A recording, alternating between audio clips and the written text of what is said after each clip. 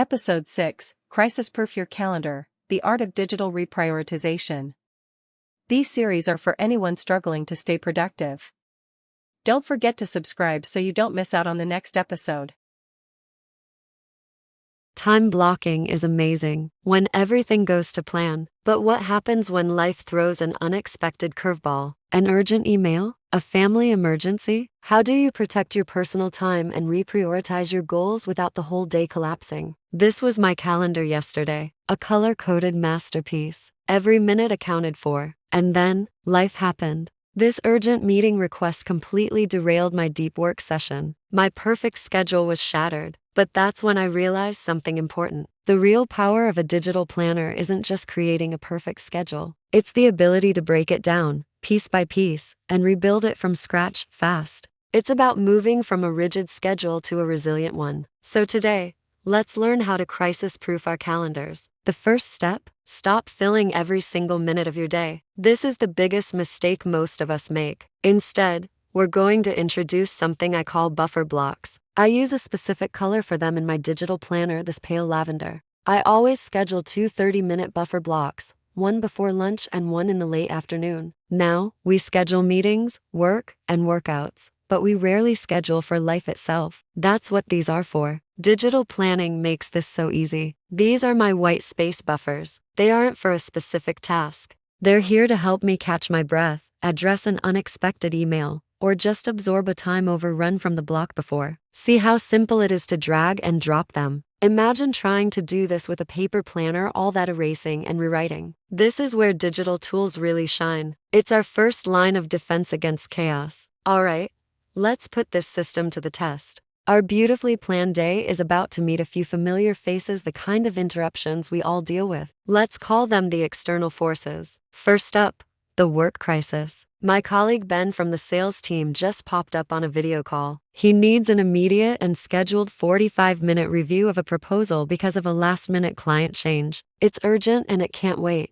And just as I'm processing that, here comes the personal crisis. It's a text from my younger sister, Chloe. Her ride from college fell through, and she needs me to pick her up. That's a 60-minute trip, right in the middle of my evening. So now, I'm staring at a 45-minute work fire and a 60-minute personal disruption. My perfect calendar is under attack. So what do? Panic? Throw the whole day away? Absolutely not. This is where the magic happens. Okay, let's tackle this calmly. First, Ben's urgent proposal review. I can't ignore it, so I need to find 45 minutes right now. I look at my calendar and spot my beautiful buffer blocks. I can use my afternoon buffer to absorb most of this. It's a 45-minute meeting, so I'll drag that 30-minute buffer to cover part of it. For the remaining 15 minutes, I look at my next scheduled task. It's a 90-minute block for non-urgent competitor research. In a paper planner, this would be messy. But in my digital planner,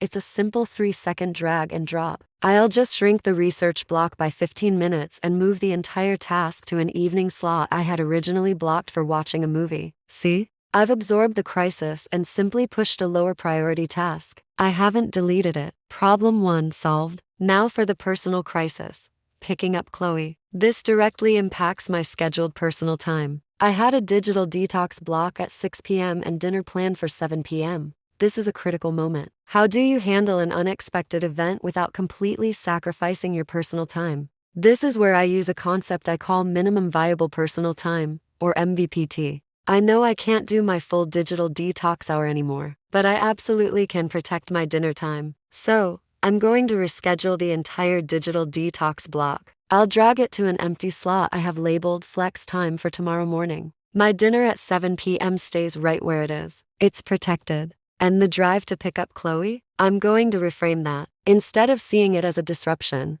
I'll use that car ride as a mini detox. No phone, no notifications. Just time to listen to some music and catch up with my sister. The crisis just became a personal win. So, the day is done. Ben's deadline was met. Chloe is home safe, and I still got my evening routine in. My calendar looks different than I planned this morning, but it's a calendar of a day that was lived, not just scheduled. Let's recap what we learned. First, always schedule buffer blocks. They are your safety net for the unexpected. Second, embrace the power of fluidity. The ability to drag, drop, and move tasks digitally is what allows for instant crisis absorption. And third, protect your minimum viable personal time. Don't let a crisis delete your personal needs. Just reschedule them to the next available slot. My calendar isn't just a schedule. It's a living, breathing document. It's not about achieving a perfect day, but about having the tools to handle an imperfect one. That is the true power of digital planning. Oh,